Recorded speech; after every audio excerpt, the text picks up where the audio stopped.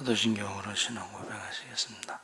천하가 천지를 만드신 하나님 아버지를 내가 믿사오며 그 외아들 우리 주 예수 그리스도를 믿사오니 이는 성령으로 잉태하사 동정녀 마리아에게 나시고 본디오 빌라도에게 고난을 받으사 십자가에 못 박혀 죽으시고 장사한 지 사흘 만에 죽은 자 가운데 다시 살아나시며 하늘에 오르사 전노 하나님 우편에 앉아 계시다가 저희로서 산 자와 죽은 심판하러 오시리라. 성령을 믿사오며 거룩한 공예와 성도가 두는 것과 죄를 사하여 주시는 것과 몸이 다시 사는 것과 영원히 사는 것을 믿사옵나이다. 아멘. 찬송가 487장 찬송하시겠습니다.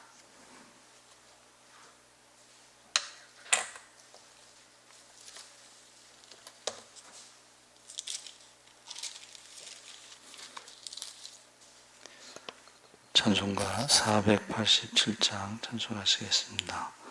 어둠 후에 빛이 오며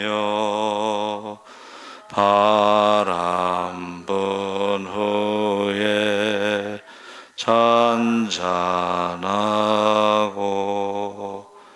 소나기 후에 햇빛 나며 수고한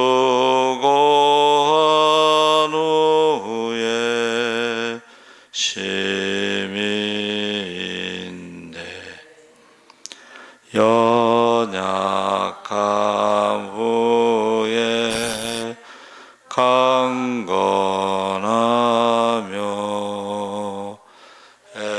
애통한 후에 의여하고 눈물 난 후에 웃음 있고 씨 뿌린 후에 추수하네.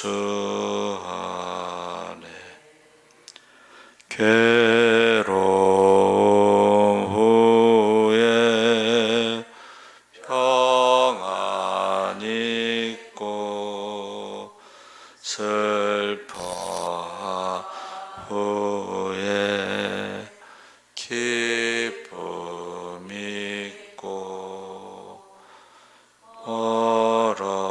멀어진 후에 가까우며 고독한 후에 친구인네.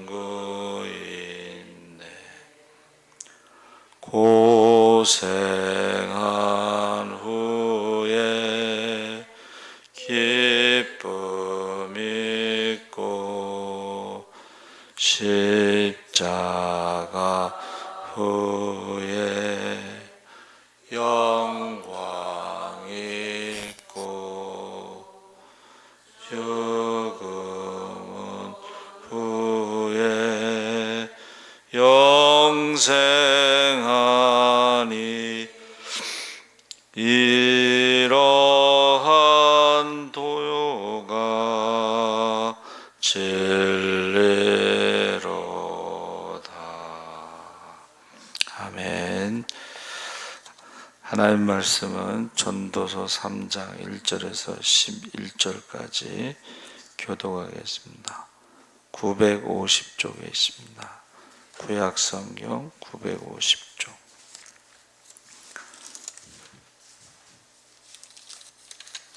전도서 3장 1절에서 11절까지 교독을 하겠습니다. 범사에 기한이 있고 천하 만사가 다 때가 있나니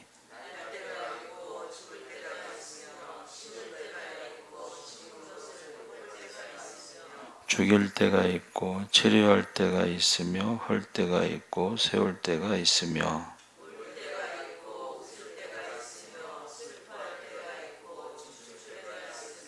돌을 던져 버릴 때가 있고 돌을 거둘 때가 있으며 안을 때가 있고 안는 일을 멀리할 때가 있으며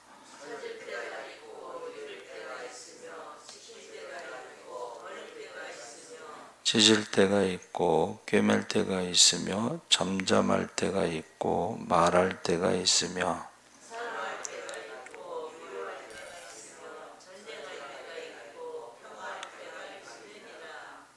일하는 자가 그의 수고로 말미암아 무슨 이익이 있으랴.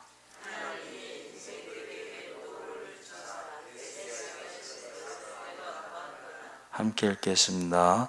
하나님이 모든 것을 지으시되 때를 따라 아름답게 하셨고 또 사람들에게는 영원을 사모하는 마음을 주셨느니라. 그러나 하나님이 하시는 일의 시종을 사람으로 측량할 수 없게 하셨도다. 아멘. 할렐루야. 네, 잘 오셨습니다. 감사합니다. 천하만사라는 제목으로 말씀을 나누려고 합니다. 전도서는 우리들에게 후회 없는 삶이 무엇인가를 일깨워주는 책입니다. 그래서 우리가 어렸을 때 가장 많이 듣는 말이 일어날 시간이다, 학교 가야 되겠다, 늦겠다 이런 말씀을 많이 듣습니다. 근데 그럴 때마다 별로 좋아하지 않죠. 공부해야 된다. 공부해야 된다는 게 제일 많은데 공부도 타고나는 것이라고 요새는 말합니다. 그래서 점점 나이가 들어가면서 남은 인생의 시간이 짧아질수록 달려가는 시계 소리가 너무 아쉽고 때와 시간과 세월의 덧없음을 절감하게 됩니다. 참 사람의 시간이라고 하는 신비 속에서 출생하고 성장하고 서로 아웅다웅 섞여 살다가 마지막에는 흙으로 돌아갑니다.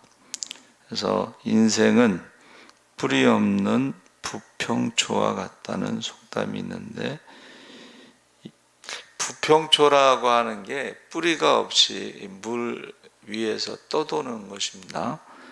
그래서 그게 개구리밥인데 인생이란 허무하고 믿을 수 없는 것을 비유한 것입니다. 그래서 우리 성도들의 삶은 뿌리 없는 부평초와 같이 허무한 삶이 아니라 성경은 분명히 말씀하고 있습니다. 그래서 오늘 주시는 말씀을 통해 다시 한번 나에게 주어진 삶의 목적을 살피고 믿음의 삶을 결단하는 저와 여러분이 되시기를 축원합니다. 아멘. 그래서 지금 솔로몬이 쓴 전도서죠. 그러니까 솔로몬은 하나님께서 이전에도 없고 이후에도 없는 부귀영화를 축복으로 보너스로 주셨고 1000번째에 하나님께서 원하는 게 뭐냐 물어보실 때에 듣는 마음을 달라고 그랬어요. 그것을 이제 다른 성경에는 지혜를 달라고 그랬는데 듣는 마음이 더 정확합니다. 20대 초반에 왕이 되었을 때 왕이 하는 가장 중요한 일이 재판을 하는 것인데 이 듣는 마음이 있어야지 백성들의 마음을 듣는 마음이 있어야지 재판을 잘할 수가 있고 또 하나님의 말씀을 듣는 마음이 있어야 됩니다. 그래서 대표적으로 이제 솔로몬의 지혜의 그 재판에 그 두 여인이 잠을 자다가 한 여인이 발로 이제 자기 아들을 이렇게 죽였죠. 근데 이제 살아있는 아들이 자기 아들이라고 이제 우겨가지고 이제 재판을 하게 되잖아요. 그랬더니 솔로몬이 뭐라 그랬어요? 칼로 그 아이를 반으로 나눠줘라 그랬잖아요. 그랬더니 자기 아들이 아닌 사람은 뭐라 그랬어요? 그렇게 해달라고 그랬죠. 그러니까 자기 아들도 죽었고 남의 아들도 죽이자 뭐 그런 거잖아요. 근데 그 친엄마의 입장에선 마음에 이제 불이 붙듯이 아니라고, 죽이지 말고 저 여자에게 주라고 그랬잖아요. 그러니까 이게 이제 듣는 마음, 지혜를 말하는 것입니다. 그래서 성경은 우리에게 여러 가지 이야기를 했는데 그 중에서도 이 죽음 이후에 대해서도 분명하게 말씀하고 있습니다. 그래서 히브리서 9장 27절에 한 번 죽는 것은 사람에게 정하신 것이요 그 후에는 심판이 있다 그랬습니다. 그래서 예수님께서도 그 거지와 나사로 이야기를 하시면서 거지는 죽어서 아브라함의 품에, 부자는 죽어서 지옥에 갔는데 서로 볼 수가 있다 그랬어요. 그렇죠? 그리고 대화도 가능합니다. 이게 무슨 말이냐면 이스라엘 지역은 이렇게 협곡이 있어요. 건너갈 수는 없는데 눈으로 보고 대화를 할 수 있는 그런 협곡이 있어요. 마주보는. 그래가지고 부자의 그 소원이 뭐예요? 거지 나사로가 아브라함 품에 있는데 손가락 끝에 물 한 방울 이렇게 묻혀갖고 자기 혀에다 이렇게 줘서 서늘하게 해달라. 그게 소원이에요. 부자의 소원. 참 소박하죠. 두 번째 소원은 뭐예요? 자기 형제들이 있는데 나사로를 보내서 전도를 해달라. 그랬더니 뭐라고 말씀하셨어요? 첫째, 물 한 방울, 너와 우리 사이는 건너갈 수 없다. 물 한 방울을 줄 수 없는 거예요. 천국과 지옥에서. 두 번째는 모세와 선지자의 글을 읽고도 믿지 않는 자들은 죽은 나사로가 살아나서 가서 전도해도 믿지 않는다. 그러니까 우리가 생각할 때는 죽었던 사람이 살아나면 믿을 것 같지만 그렇지 않습니다. 여러분, 예수님께서 부활하신 것을 보고도 믿지 않는 사람도 있고 의심하는 자도 있고 성경이 그렇게 돼 있죠. 그래서 우리는 성령이 역사하지 않으면 그것을 믿지 못하는 것입니다. 그래서 우리는 기도하고 성령 받고 권능으로 복음을 전하는데 우리가 할 수 있는 것은 전하는 것이고 성령께서 역사하실 때 그들에게 어찌할꼬 하고 회개의 영이 임해서 그들이 예수를 믿는 사람들이 있는 것입니다. 그래서 우리가 어떤 철학도 학문도 종교도 죽음 이후에 대해서 정확하게 알려주지 못합니다. 그것을 11절에 뭐라 그랬어요? 하나님께서 그 비밀을 측량할 수 없을 정도로 감춰놨다. 11절 말씀이 굉장히 중요한 거야. 하나님께서 때를 따라 아름답게 하셨고, 그래서 우리가 이제 나이가 들면서 연세 드시면서 70대가 좋았지, 80대가 좋았지, 90대가 좋았지 그러면 평생 좋은 거예요. 그때가 좋았지 그러면 평생 좋은 거예요. 그러니까 때를 따라 아름답게 하셨다는 말이 맞고, 그리고 이제 비밀을, 사람의 마음에는 영원을 하나님 나라를 사모하는 마음을 주셨다.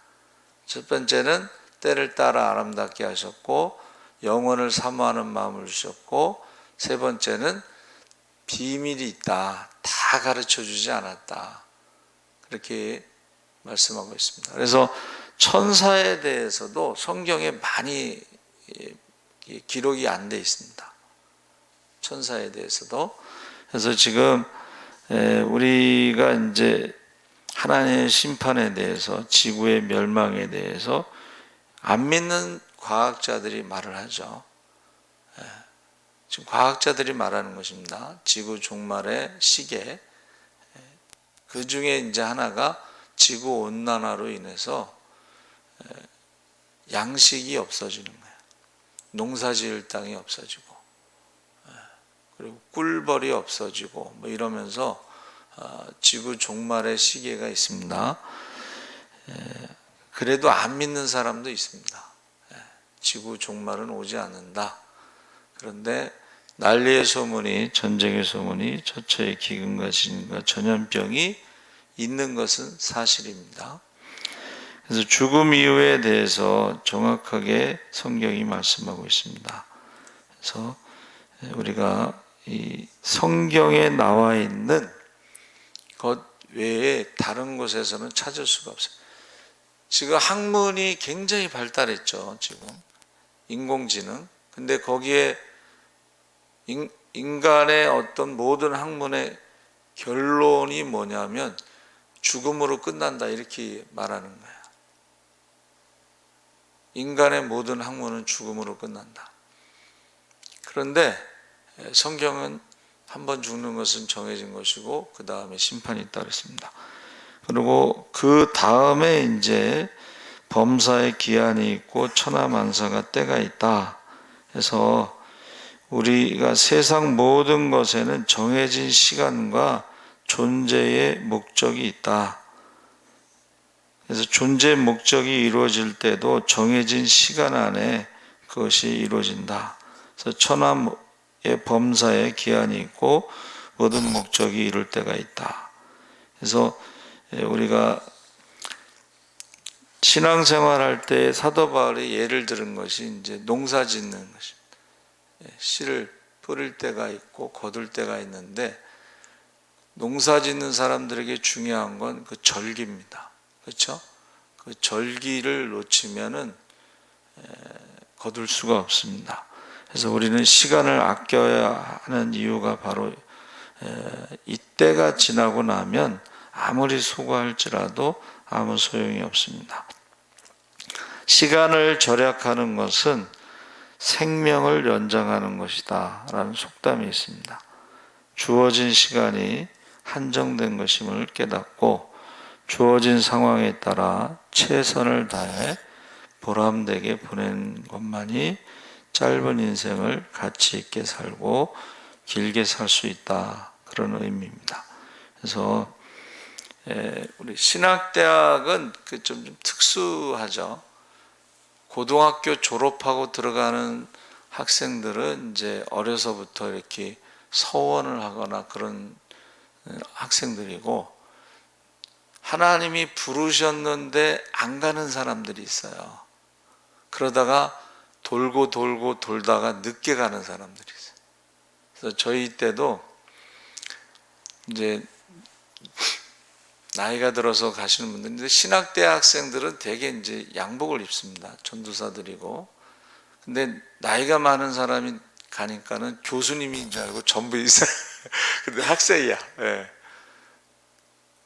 그런데 그 늦게 신학을 하셨는데도 그 볼리비아 선교사로 이제 간다고 하니까 사람들이 걱정하는 거예요. 나이가 많아서 볼리비아가 고산지대예요. 한 8,000m 정도. 그러니까 산소통을 들고 가야 되지 않느냐, 뭐 그러면서 걱정을 했어요. 근데 그래도 늦게라도 그분은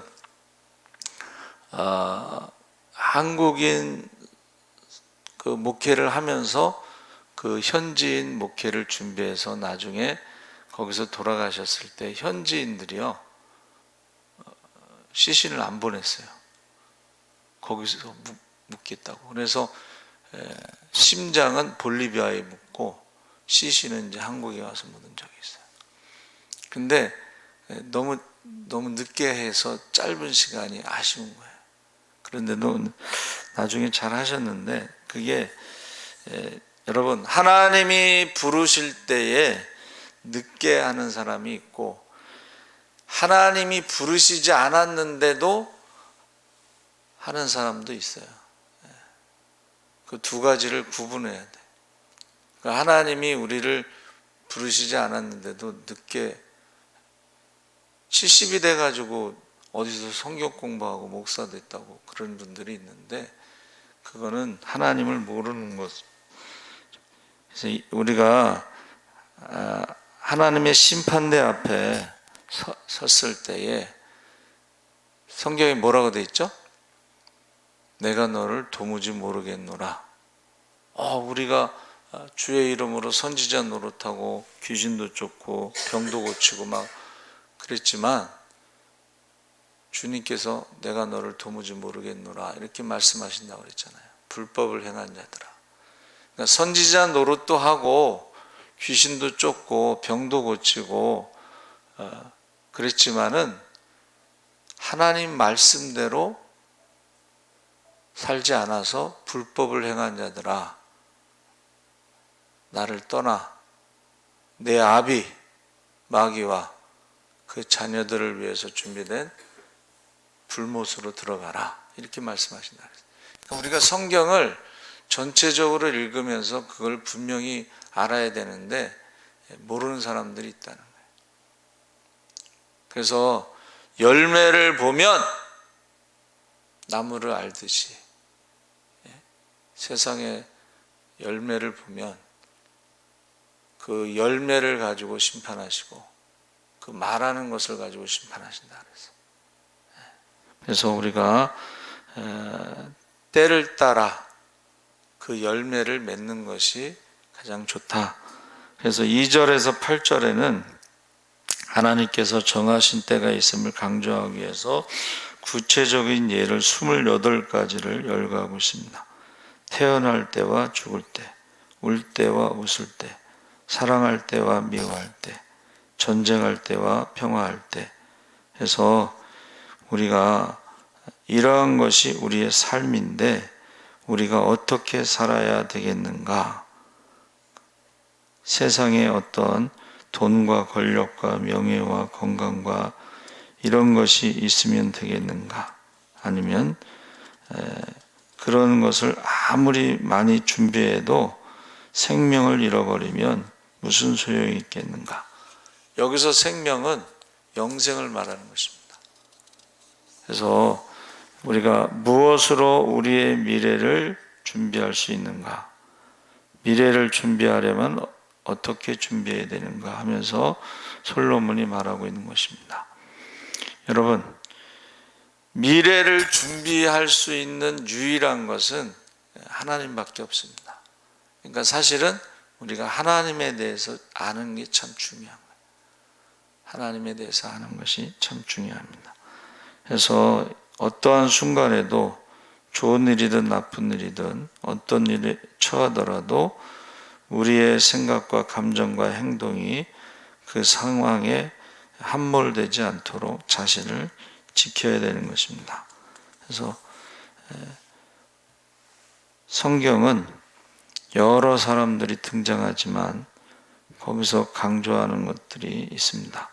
그래서 우리가 대표적으로 요셉 같은 경우도 그가 어렸을 때 꿈이 있었지만 그 꿈 때문에 고생을 하죠.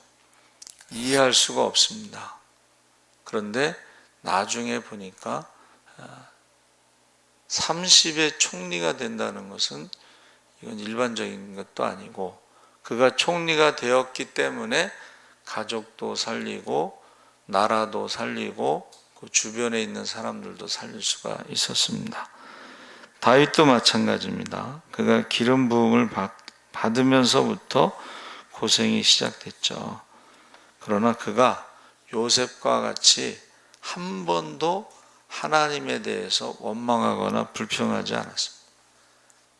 우리 같으면 불평할 만도 한데 그들은 원망과 불평하지 않았습니다.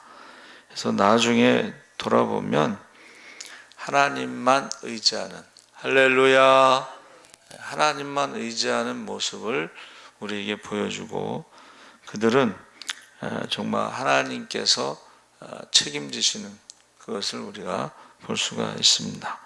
그래서 예수님도 공생의 33년이라는 짧은 시간 속에서 늘 기도하면서 하나님의 뜻대로 해서 십자가에 죽기까지 순종하셨습니다. 우리가 이렇게 살아야 된다. 하루하루 순간순간 기도하면서 하나님 말씀하시는 것에 순종하며 사시기 바랍니다. 아멘. 살아계신 하나님 아버지 감사합니다. 하나님이 우리에게 주신 인생에는 시간이 있습니다. 정해진 시간이 있고 목적이 있습니다. 한 사람도 장애자라 할지라도 목적이 없이 이 세상에 온 사람은 없습니다. 우리가 하나님의 목적을 따라 시간에 따라 순종하며 살아가게 하여 주시옵소서. 감사하며 예수님의 이름으로 기도하옵나이다. 아멘. 하늘에 계신 우리